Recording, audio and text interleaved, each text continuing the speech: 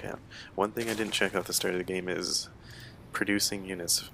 Protoss should be constantly producing those probes, and they should, like, by this time in the game, 40 supply, 50 supply, they should be at like 20 each, or 30 each, even more. By the time you get mid-game, you should have 40, 50 workers. Now, as far as Zerg, you have to time them right. You have to build them when they're needed, without wasting the space for your units. Obviously, I'm not the best Zerg player. I'm learning to as I go. I will help out as much as possible from what I know. And these units still chilling. He should be expoing. There's a downtime in the game, throwing up his spy crawlers. He should be expoing again because the Protoss player is not worrying about where his other expansions are. I'm gonna move ahead, skip through this army, or skip through this bit of wait time. He's pulling back because of the harass here. Very good harass. He sees them moving out. I think he saw them moving out. You gotta know when your enemy's attacking. That's why these are good to have. If you see your enemy attacking, you want to prepare for it, make the units coming up instead of throwing down a building or something. And never split up your units like this, so there's no point in sending them this way. You just lost them for no need. Now, Kartug has to keep up the harassment. That's the only thing keeping him in this game. And a good thing to do mid-game to late game is throw down something like a Zergling to check out every single one of these. And because right now he has no clue that this is here. Oops. No clue that this is here right now. So what he should be doing is searching that out. Does he really think that his opponent, it's logic. He has all these stalkers coming out, he had no minerals. This is where Kartug should realize he's getting minerals from somewhere else. Kartug should also have second expoed by now. Let's see resources. They're very low on their resources. 800 minute, 500 minute. Very few workers for this late in the game. Right now, when it comes to micro, right now these meters should be picking off, oh, like he is right now, picking off the pylons, very good. Picking off the cybernetics core, that's huge. Stalkers, blink stalkers coming back. Why am I lagging? I seem to be getting some lag. I do not know why. Do I need to turn down my...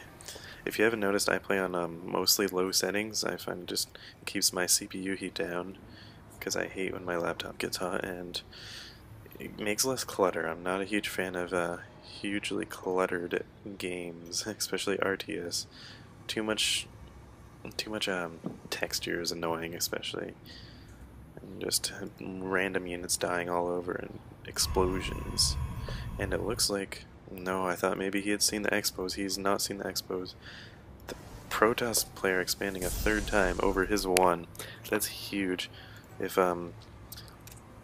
Jimmy has the better economy, he's going to win against a Zerg player. Zerg's macro is what gets them the win. If he had searched out these two, he'd have the perfect army to screw that up, to just run in there with the Lings, take out both of these. But he hasn't scouted them yet. Scouting is key. You've got to know what your opponent's doing and where he is in the map. Fast forward a bit, it looks like this game is coming to a close. Both teams out rushing each other, pretty much just forcing each other to a base race here. We have a base race, and it looks like the Ling's going to do some damage, but Stalkers are going to win this battle. He's not even focus firing the lair. He's not even attacking the Lings. This is odd.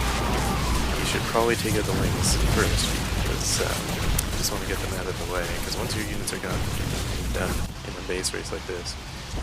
Because if you base race and you lose all your units, well, he has a mass full of Mutalisks in the air. The Mutalisks are going to win.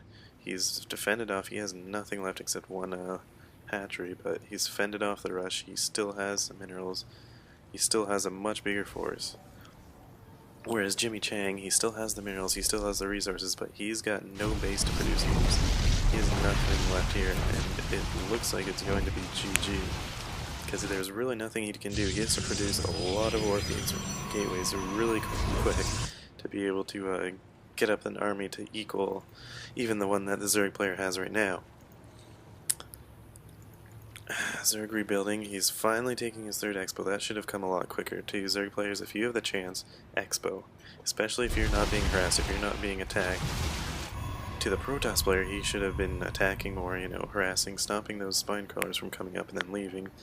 Keeping map control. Map control is huge. This is one thing I've noticed from watching this lower level game, is nobody really has map control. Nobody's taking over the map.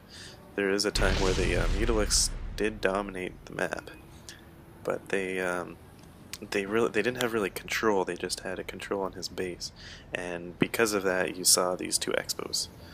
And that's what happened. Now he's finally finding out that there's an expo here. There's another one here.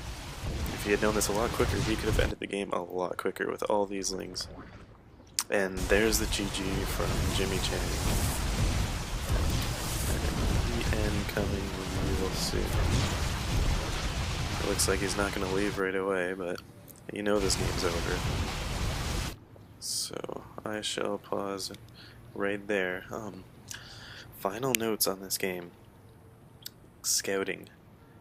Scouting is key. It did seem like either player really knew what the other one was going. The Protoss player was not expecting mutas, and because of that he really didn't tech up either. If he had teched up, maybe got some Phoenixes. Phoenixes and Stalkers are going to clean up on these Mutalisks. He should have also been throwing down some cannons on his mineral line, you know, just a couple, once they had the economy going, because they had the minerals, they just weren't using them. That's a huge mistake in low-level games, not using your minerals, not using your Vespene.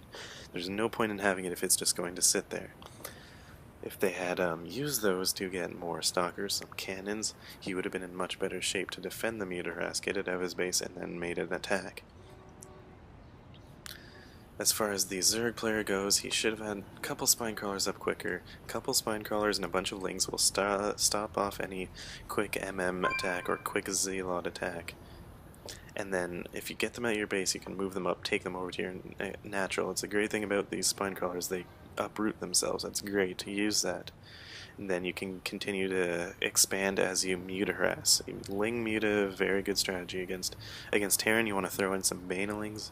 Also very good. You just have to practice getting those tech ups. Teching up is very big. As you see, the Protoss player did not tech up past Stalkers. He didn't even get sentries. That is a big problem. The Zerg player teched up. He got the mutas, and those are what won the game. He was very smart with his mutas, except for a couple times he microed them and lost some of them. Now, if you're going to attack with air units, send them around the map. What you should be doing is shift clicking. Shift clicking is very good. You send them over here, and then you shift click over here. They're just going to go all L-shaped pattern. That's very good to do, and you're not going to lose them. And make sure you shift T click. My T is attack because I use grid. Shift T attack. Yeah, shift T click, because then your mutas are set to attack at least before, if they run into anything and start attacking, they'll at least get some damage done before you can switch over there and start microing them. You don't want to lose them because they're overpassing a bunch of Stalkers who are just taking them down. So watch your micro. Final notes, just both of these players did pretty good. They just need to work on their macro, work on spending, work on getting an army up. That's as far as I can see. Maybe a couple more. Another queen would have been good for the other base. I can't remember if he had another one or not. To spit out more. What are these things even called? Larvae. Spit out more larvae. Produce more units. Use his units more effectively. He had all these links sitting in the base doing nothing for most of the game. He could have been using them to well, he did use them to defend, but then he didn't use his mutas to defend. Use your bulk forces to defend. Do not be scared to bring them back or take them to an expo to defend them.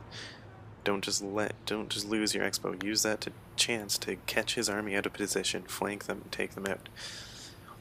Alright, I have so much to talk about. This is why I'm going to be doing quite a few videos, hopefully 3 a week, because I have just so much to talk about, so much to go over. It's hard to keep it all concentrated to a couple ideas, so I'm going to end it here. This was my very first cast from SC for Dummies, SC4D. This is Chino Ream signing out.